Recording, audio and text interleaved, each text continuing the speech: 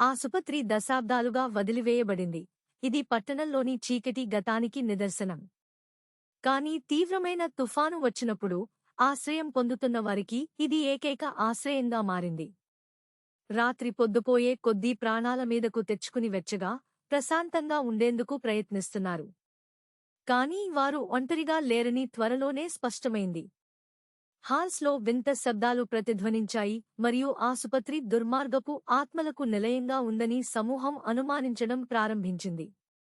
వారు రాత్రి జీవించడానికి ప్రయత్నించినప్పుడు ఆసుపత్రి యొక్క చీకటి చరిత్ర వారు ఊహించిన దానికంటే చాలా చెడ్డదని బృందం కనుగొంది.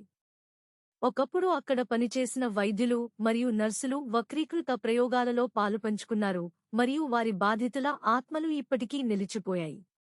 గుంపుకు వారు ఒక మార్గాన్ని కనుగొనవలసి ఉందని తెలుసు, కాని తలుపులు మరియు కిటికీలు మూసివేయబడ్డాయి మరియు బయట తుఫాను ఏ విధమైన సంకేతాలను చూపలేదు. అన్ని ఆశలు పోయినట్లు అనిపించినప్పుడు సమూహం ఆసుపత్రి నేలమాళిగలో లోతైన ఒక దాచిన గదిపై పొరపాట్లు చేసింది. లోపల వారు ఆసుపత్రి మాజీ రోగులలో ఒకరికి చెందిన జర్నళ్ల శ్రేణిని కనుగొన్నారు.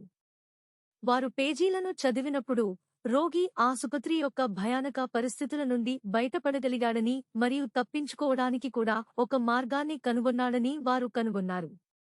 పునరుద్ధరించబడిన సంకల్పంతో సమూహం రోగి అడుగుజాడలను అనుసరించడానికి బయలుదేరింది. చివరకు వారు దూరం నుండి ఒక కాంతిని చూశారు. ఆపై వారు మేల్కొన్నారు. ఆసుపత్రిలో రోగులు, వారు అక్కడికి ఎలా వచ్చారో గుర్తులేదు.